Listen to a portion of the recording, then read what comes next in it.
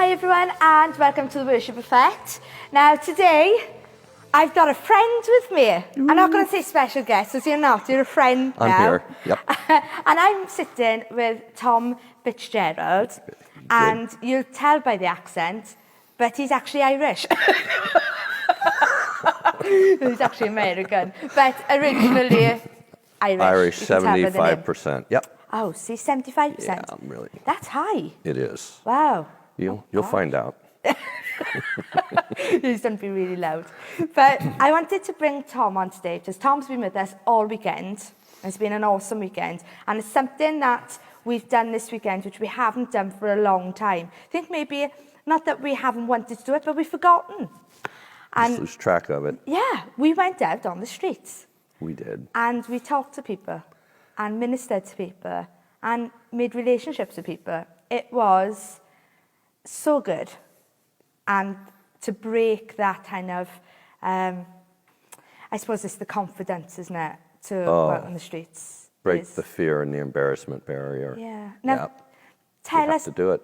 Why do you do this? Why do you go around speaking about breaking that barrier? Why do we want to do it? Because we were made to do it. Yeah. We were just made to do it. Everything, I don't know if you remember the Chariots of Fire when Eric Liddell said, "When I run, I feel his pleasure." And now that we've learned to break this fear barrier, it's actually becoming fun. A little bit scary sometimes. Yeah. But it's actually becoming fun. We watch the change in the countenance on the people's faces, atheists, homosexuals, you name it. Yeah. And we've watched people change right in front of our eyes. Some people say, no, I'm not interested, we just bless them. But I suppose it breaks down the barriers within society of sections of people. Mm-hmm. It's supposed to be the Christians that bridge the gap. So it says in the word, I'm looking for a man who will stand in the gap. Yep. And so it's bridging the gap between those segregations, whether it be the gay community or the prostitute community or whatever. It doesn't matter. Be the one who stands in the gap and loves them. For God so loved the world. And yeah. Jesus happened to spend so much time with sinners that he became known as the friend of sinners. They actually liked being around him. Yeah. But they didn't like going to church where the religious stuff was going on. I think it was kind of interesting that the night before I first spoke here, it was on the Thursday, and we spoke on, I was in our little flat that we'd rented here, and we get these downloads sometimes, these brilliant ideas, and you wonder, where did that come from? But the statement was this. It was Jesus saying, I did not come to start another world religion. Yeah. I just came to make a way to my Father. Yeah. And it's like, wow. Mm-hmm. In fact, they called it the way in the early church. So I'm using the term Christianity a lot less now, and when I do, I qualify it. Many times, like in a restaurant with a waitress that's busy going back and forth. We did this when we were in Bath before we got here. We had this very nice waitress going back and forth, just full of like joy, and I said, you know what? You're just blessing us by how happy you are. And she was like, who says this to me? Right. She was so blessed by it. And so we've just decided that between my wife and I and our young lady friend Victoria Alexandra, who's with us, that we're just going to go for it. And we want to not come and teach a seminar. Yeah. I've done that. I've been a Christian 44 years. I've done messages. They change very little in the end, but this weekend changed things. Yeah.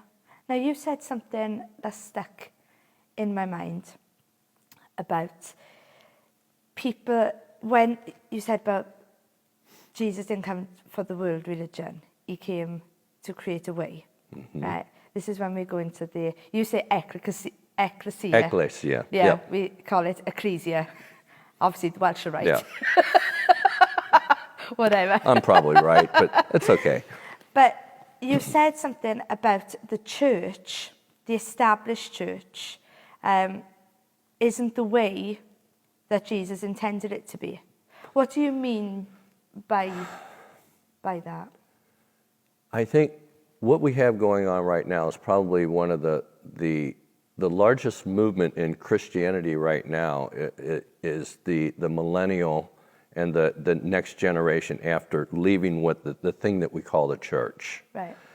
And they still are, they love God, but there's something that people are just, and I have no condemnation for the church. It's just a different thing when you go back and you examine the history of what Jesus meant when he used that term. It changed everything for me. So I don't know where you want to go with that at this point. I mean, first of all, what is the difference? Okay, between the Ekklesia, whatever you say, whatever it is, the Ekklesia, and the church. What is the separation between both of them? Okay, historically, so you have in Matthew chapter 16, you have two parts to that chapter, really. One where Jesus takes his disciples around to one of the synagogues around the Sea of Galilee, and he has an encounter with the Pharisees and the Sadducees. And after that, he says, beware of the leaven of the Pharisees and the Sadducees. Well, what is that? It's basically, it's religion.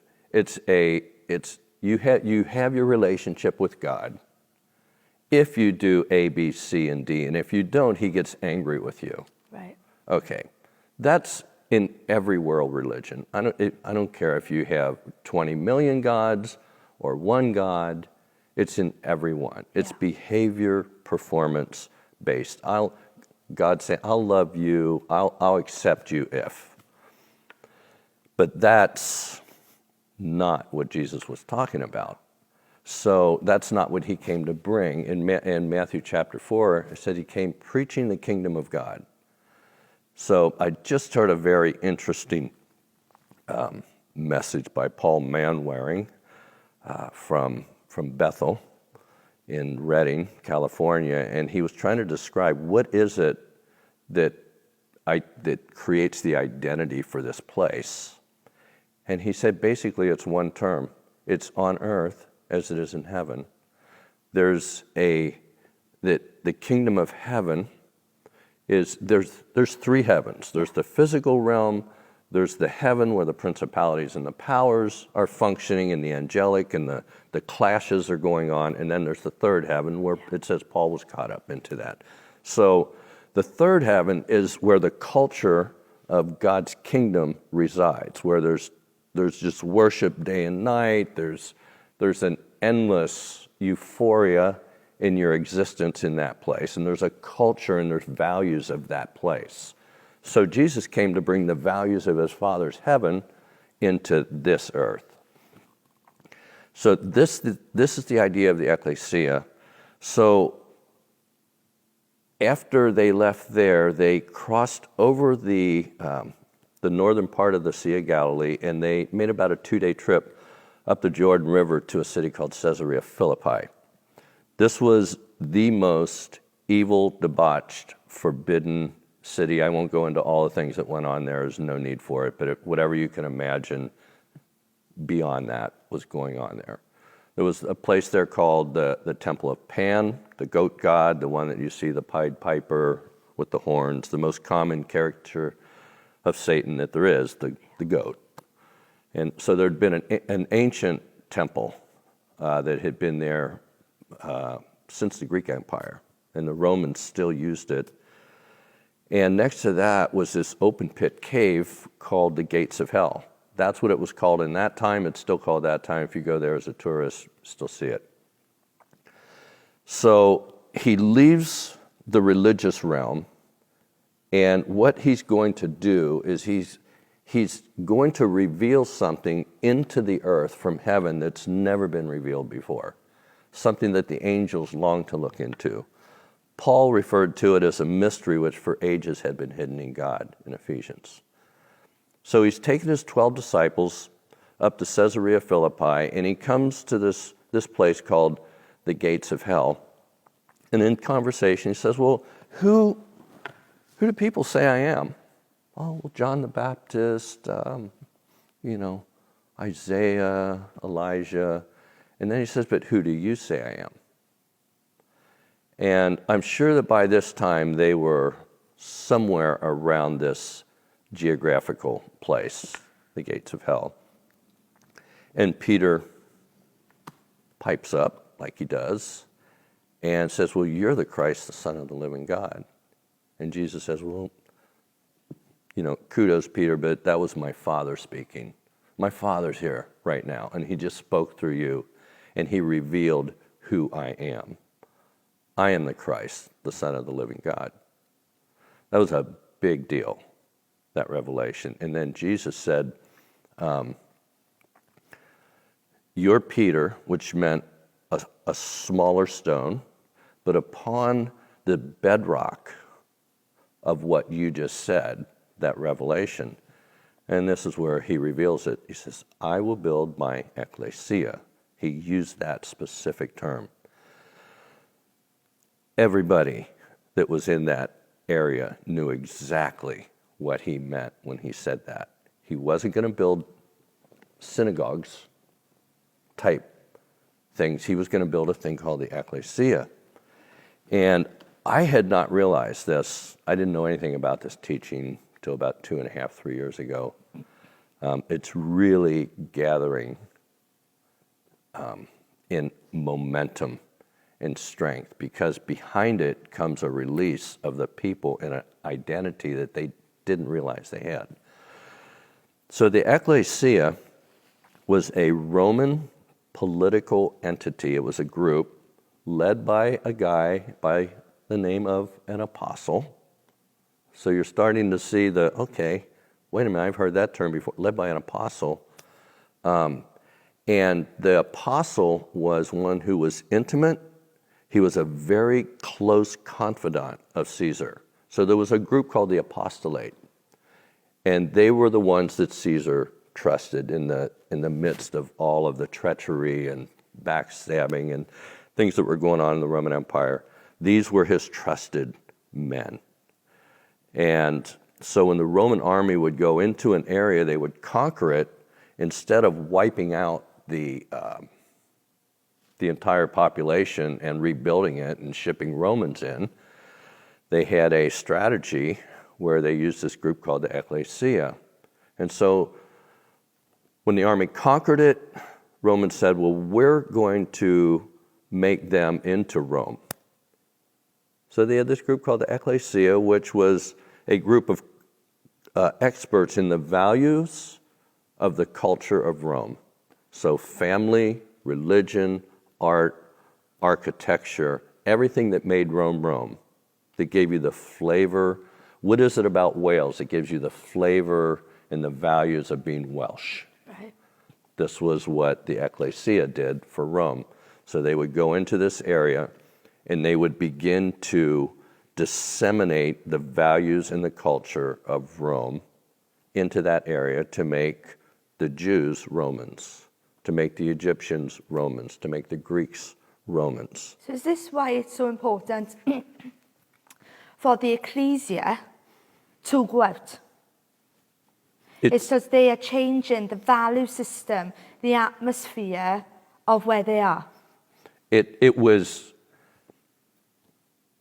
when they heard that, they knew that that's what they were going to do. It's not like, oh, am I going to have to share? Am I going to have to? It was part of who they are. It was who they are. And so when Jesus said, I will build my Ekklesia, first of all, he says, he's going to build it. Yeah. Man's not going to build it. And when I teach on this is really a freeing teaching for pastors. Yeah. You don't have to make it happen. You know? Yeah. you have to set up a ministry to try and get people involved? Because you have this expectation in church where he and the leaders are the spiritual intermediaries between them and God, and then they do the work, and they give the money. Yeah. And that's not what was being talked about. It was a concept where the 12, so when Jesus said that, you're Peter, and upon this rock I will build my church, then he said, and the gates of hell will not prevail against it. That doesn't mean when the demons attack me, they can't get me. It means when we attack them, they will fall. It's an offensive concept. Yeah. It's the Roman concept. When we come in, first of all, our military is going to put you under our feet, and then we're going to put your culture under our feet. Right. And that's exactly what Lucifer, Satan, has done since the fall. He set in his principalities and powers over areas, and they get people to come into agreement with their strongholds and philosophies and lies, and then they bring the values of Lucifer, Satan's heaven, to earth, and they disseminate it, and they rule through the acceptance of the lies of the people. So what Jesus was implying, what happened there at the gates of hell, I'm sure that Satan was there. There's just no, it's not written there, but I'm sure for an event like this and a revelation of something that had been hidden in God for ages past and was now being revealed, there was quite an audience in the heavenly places for this event. And I can just imagine Jesus saying, "In the gates of hell will not prevail." When we come at your gates, because gates at that time, this is another thing, when he said the gates of hell, the disciples translated that as the government of hell. Right. Because all of the government took place at the gates of most of the cities and towns. That's where the laws and the culture was established, at the gates. So he's saying, your gates will not stand when my Ekklesia, and I can just imagine him just turning around and going, meet my Ekklesia.